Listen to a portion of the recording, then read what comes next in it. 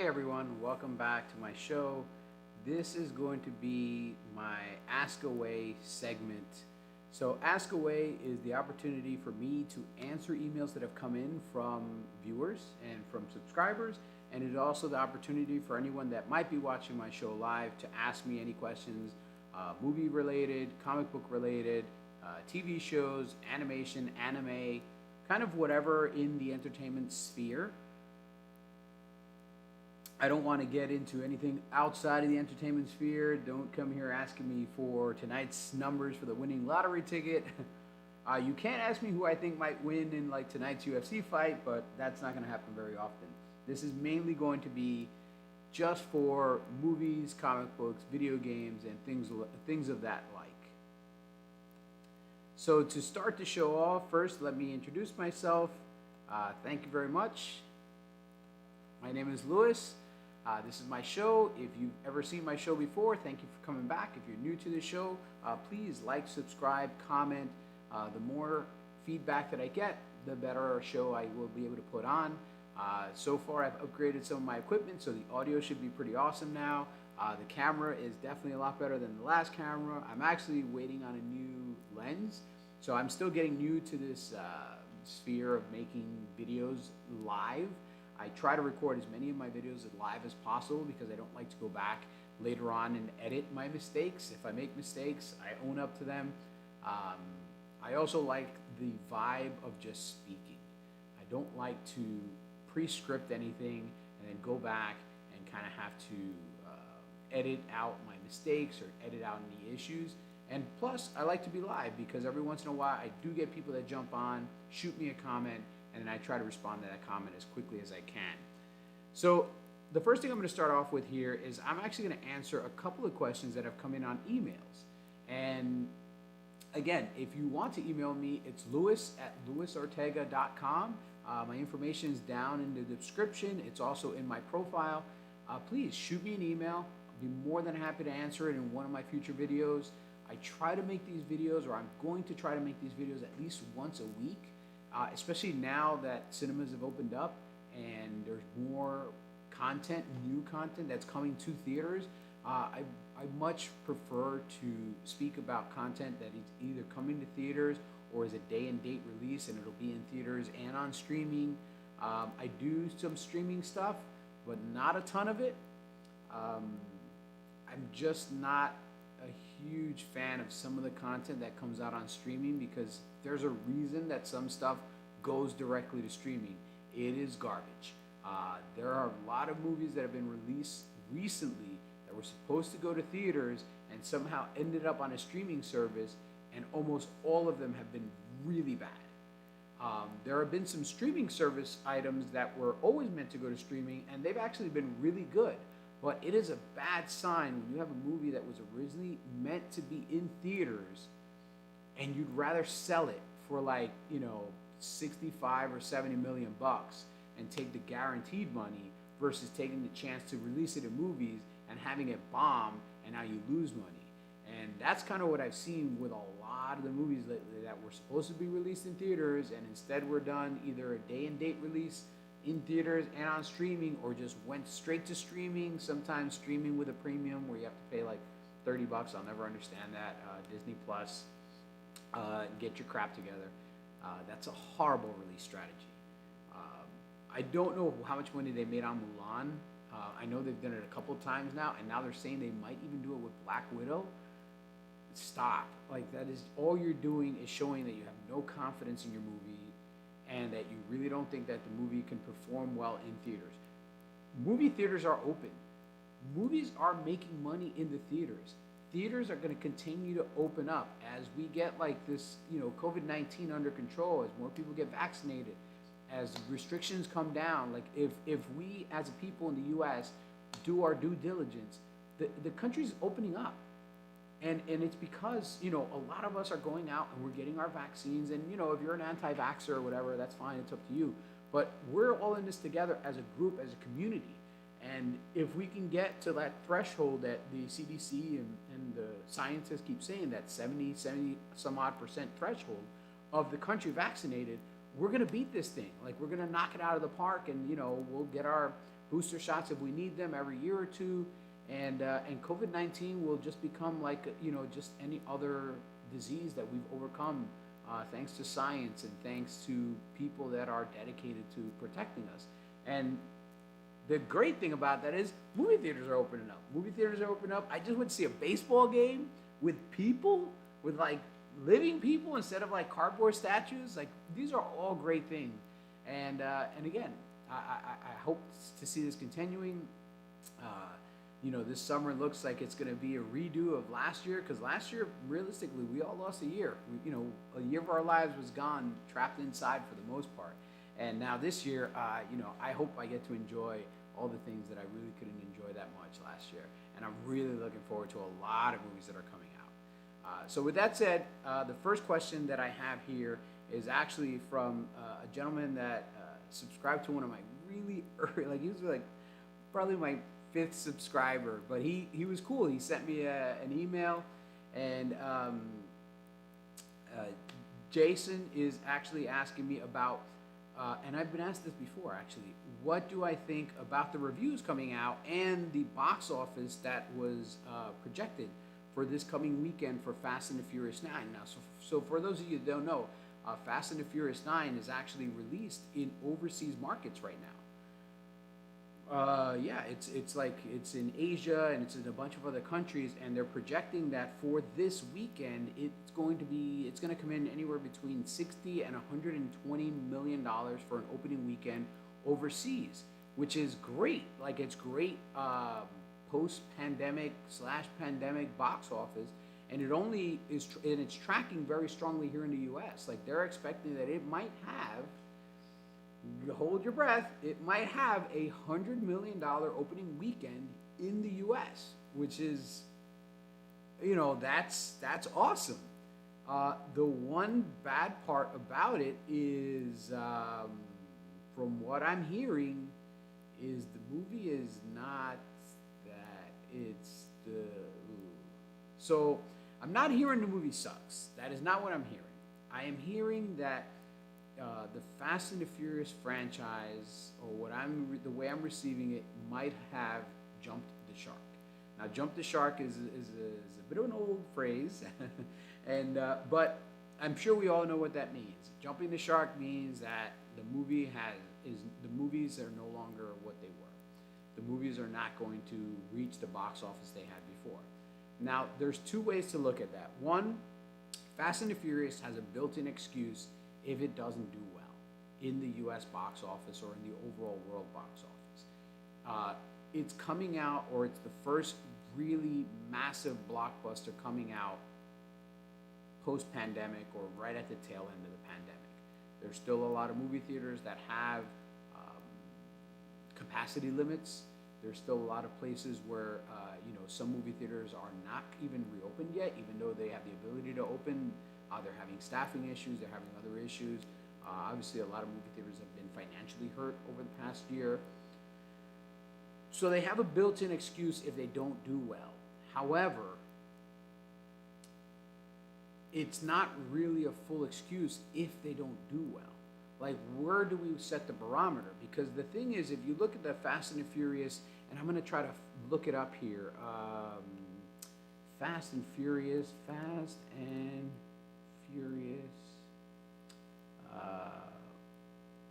box office.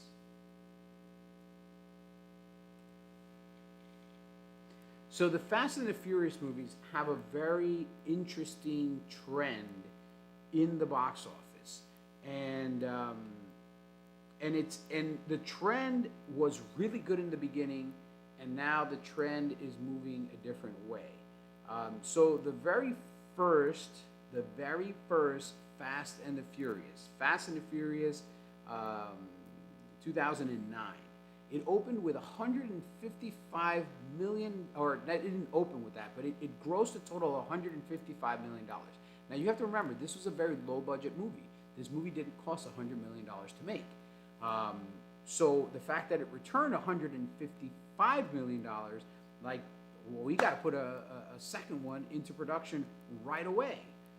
The second movie, Too Fast, Too Furious, actually went down a little bit in box office. office. It didn't go up. It totaled out, and I'm just going to share the screen with you so you can see what I'm talking about. So here's the window that I'm going to share with you. So as you can see, the trend here is kind of weird. It's kind of wonky. Actually, let me do global box office, worldwide totals.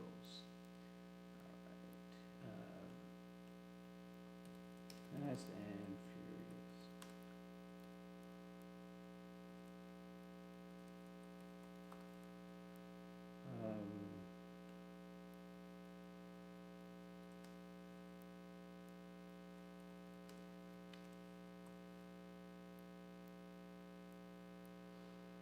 So if you look at the trends here, actually this is much better than the original one that I had here.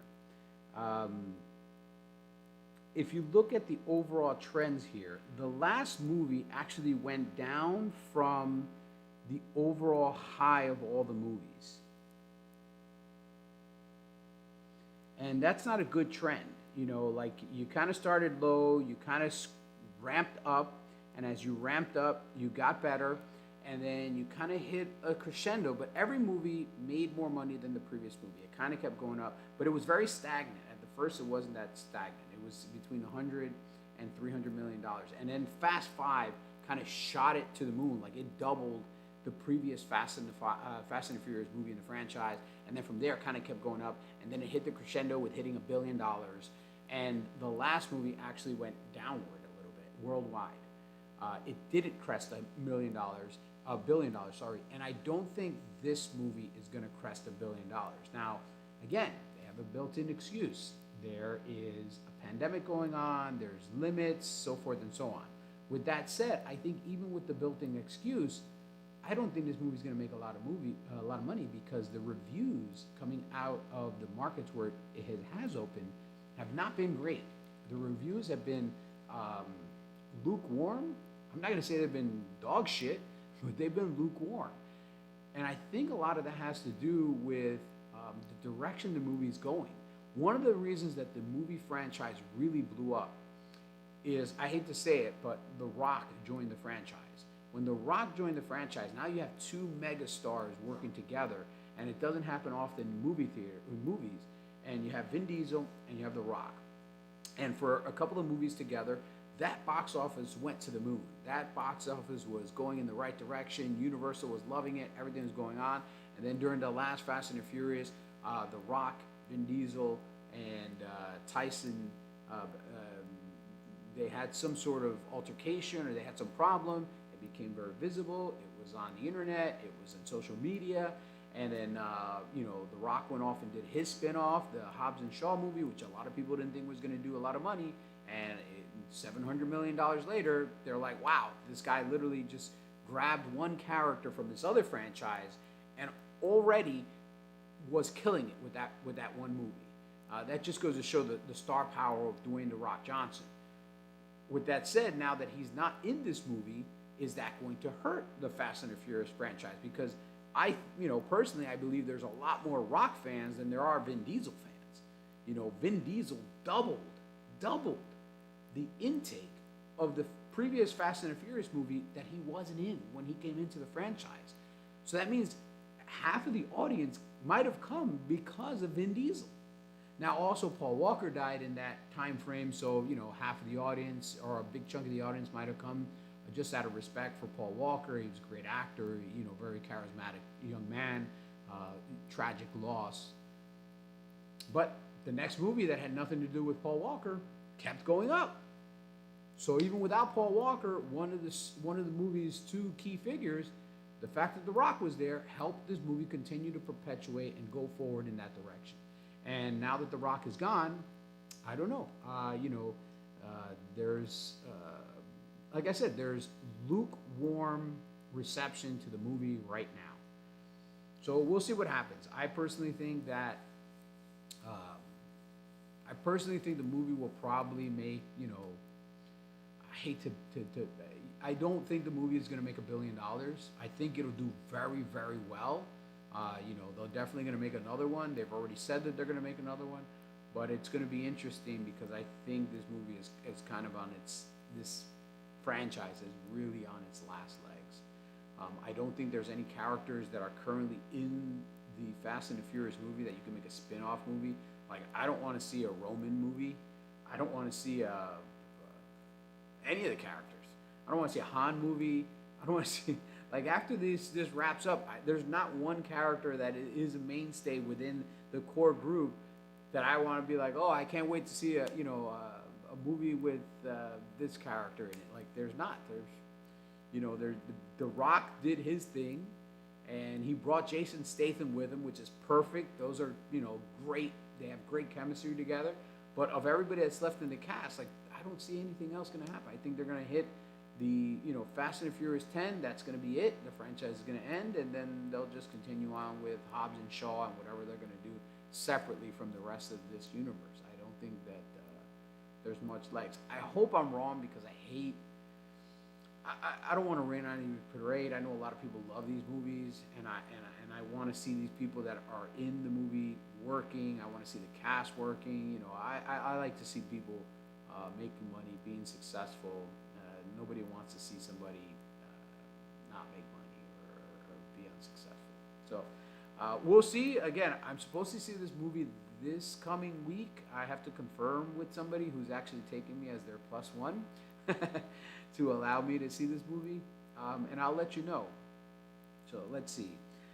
Next one comes from Stacy. So Stacy wants to know, how excited am I to watch A Quiet Place 2, and do I think it will do better or will be better than A Quiet Place 1?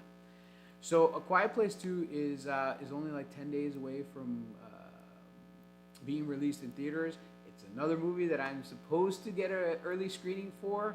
A couple of people I know have already seen it early and have told me it's amazing. They told me it is absolutely as good as the first one, if not better than the first one. So we will see. We will see what happens with that. It's probably going to be releasing sometime. When it releases, I think it's going to do really well.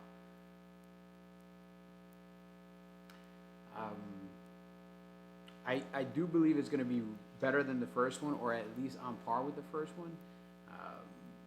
And that's what I'm hearing from everybody else. They're saying that even with John Krasinski not in the movie very much, the way that they kind of set the movie up, it starts with a flashback to what happened the day of the event when the creatures first landed on Earth, and then it kind of fast forwards to right at the end of the last movie and picks up right at the end of the last movie. So that's great. I love movies that are like a part one and a part two, but there's not like 6 or months or 2 years difference. There's 5 minutes, and that's exactly what I've been told. Like, it literally starts when they kill the creature in the basement, and then they realize that they have to leave the house to do a task, and it's a very like, we need this thing to get this thing. We have to go here, and the other good thing is now you also get to see the world outside of just their family. I know for a fact it looks like they're going to have a little bit of like the Walking Dead syndrome, where like people have lost their humanity. I'm hoping that they also show that people can keep humanity even in the face of adversity. I'm really getting tired of the fact that everybody has this very bleak look of the future. If something catastrophic happens, people always deteriorate to their base instincts and self-preservation. They're willing to kill to survive at any cost and so forth. I'm sure there is a segment of society that's like that, but I'm sure there is an equally big segment of society that looks at a crisis and realizes this is an opportunity to come together. I've lived through crises. I lived in the New York area during 9/11. I saw how people come together in a crisis and in adversity and in a horrible time. And I want to believe that if we had an alien apocalypse, we're going to have a segment of society that's going to want to do their own crazy thing. But we're going to have a big segment of society that's going to be willing to work with one another to try and rebuild things and trying to like move forward from whatever tragic event we're in. And I think that's what's going to happen with this particular movie. Or at least that's the feeling that I'm getting from the people that I've spoken to. Again, I really look forward to watching this movie. It's been over a year since I wanted to see this movie. I can't tell you how excited I am. I've already got my tickets for opening night because I want to see it with a actual audience, and then I will see it in an early screening as well. So far, the early screenings that I've only done 3 early screenings in an actual movie theater since the pandemic started. The crowd that goes to an early screening is not always the same as the crowd that goes to the actual movie because they want to see the movie. And I've noticed that the investment in the crowd that gets to go for free early to critique the movie is not really the same level of investment as you or I when we pay our hard-earned money and we go sit down and have our tub of popcorn and feel that experience. So that's why I kind of keep going back and seeing these movies twice, because that first experience, it's great, I get to see the movie, but the vibe that I get from the audience is not the vibe that I get when I'm with a paying crowd. And that's something that's very odd to me. I thought that a lot of the people that the reviewers and critics of the movies that get early screeners would be more excited about the opportunity to see it before everyone else and then go back and tell people. And that's not the case that I've seen with a lot of people. A lot of people kind of, it's a job, and they look at it as a job, and it's like, oh, I got to give up 2 hours of my day to watch this stupid movie, and I got to talk about it, or I got to give my feedback to somebody that will write about it. So that's my 2 cents. So I have one last question here, and the last question comes from Juan, and Juan is asking, what do I think about the streaming services, the streaming wars, and day and date releases, or straight to video release, or straight to streaming releases? So thank you very much for the question, and I am not a fan of day and date releases. I don't like what these movie theater studios are doing. I understand why they're doing it. I understand there's a huge business involved. I understand that everyone wants to be Netflix. Everybody wants to have, 200 plus million subscribers that are all paying $10 a pop or more monthly. Think about the math. That is ridiculous math. That means that every month, Netflix brings in 200 million plus 10. That's $2 billion a month. When people ask, how can Netflix spend so much money? As long as Netflix keeps their subscribers, banks will be more than happy to give them money, because they're always going to be, even if they're in debt, they're always going to be cash positive. They're always going to have $2 billion a month that they know is coming in. And that's what all these streaming services want. Disney would, they're at 100, and I think now they're like 110 million subscribers a month, $10 a pop. That means they're making $1.1 billion a month. B, with a B, not with an M, with a B. All of Disney, theme parks, everything, all together in the year 2019, I'm not going to count 2020 because they made no money, but in the year 2019, all of the theme parks, movies, Marvel, everything, all of it, I think, combined made only like $9 billion. Think about that. Their streaming service makes $1 billion a month, which means it makes 12 billion, or has the potential to make 12 billion a year. That doubles everything else that they already had in the cupboard. So it doubles it. So of course everybody wants to keep the content for themselves and try to get as many people subscribed to their service and get that $10 a month or $12 a month or $15 or whatever it is. Because that way they don't have to share that money with the movie theater. They don't have to do a split with the movie theater. They don't have to give them a portion of the money, nothing. They make the movie, they finance the movie, they bring it to their service, and they hype people up, they get more subscribers, and they keep more of the profit. However, we lose because now we're losing the content that would normally go to a movie theater. We're losing that content. And it's horrible because movie theaters are as ingrained in society, not just in American society. Movie theaters have grown exponentially all around the world. I mean, China's box office alone tells you people love going to the movies. But now you're taking the content that would normally go to the movies and you're keeping it for yourself. So now the only way I can get that content is if I go to you. And that's a really crappy strategy. And even the strategy where like, oh, you know, the movie release window used to be like 90 days. So from the time you release a movie to the time it can go onto a streaming service or onto some other format of release, there was 90 days you could only see it in the movies. Now a lot of the movie theater chains have shortened that to 45 days. So that means you release a movie today, and in 45 days, that movie will be on streaming.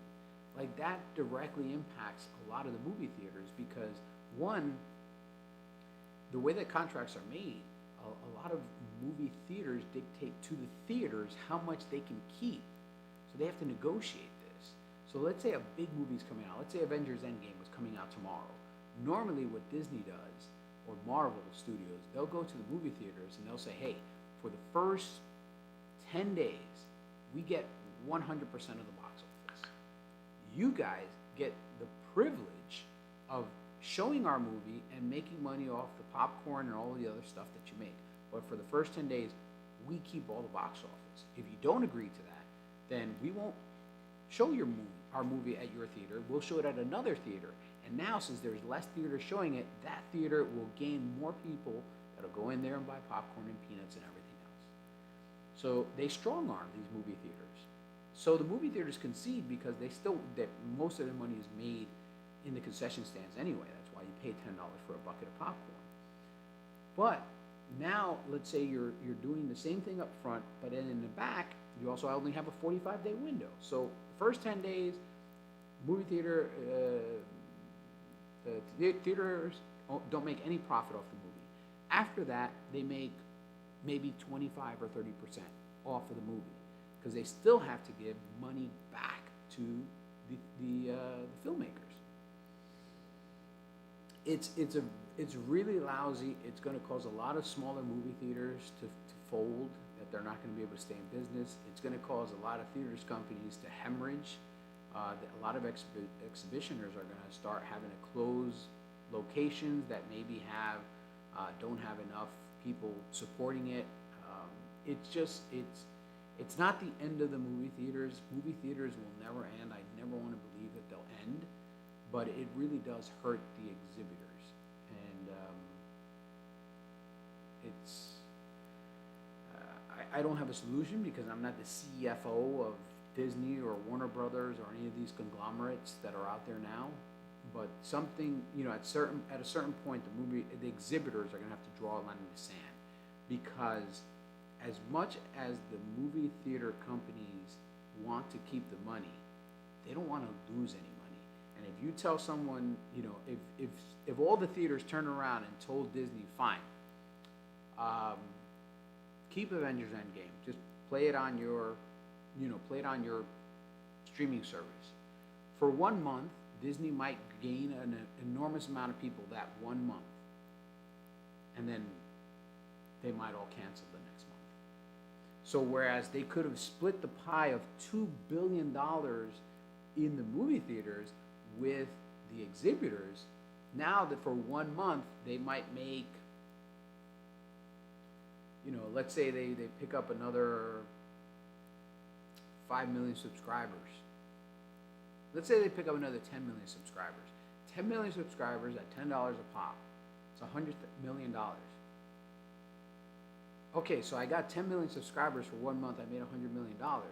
But had I released this in theaters and let it run its true length, I could have made $2.2 billion and split $2.2 billion with the exhibitors.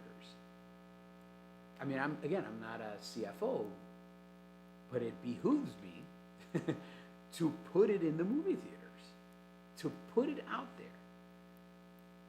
and to make that money. And so again, that's why I don't think that movie theaters are ever going to fold completely, but I do see that some theaters might have to close down some locations and so forth, or I don't see a lot of new movie theaters being built anytime soon. I think that there's going to definitely be some contraction in the exhibitor space, but we will see. So, again, if you have any questions, please email them to me, Luis@luisortega.com. The information's in below. And again, like always, please subscribe, like, and if you'd like, also send me a comment here. I will try to respond as here as well. Thank you very much. I will see you again very soon. Have a great day.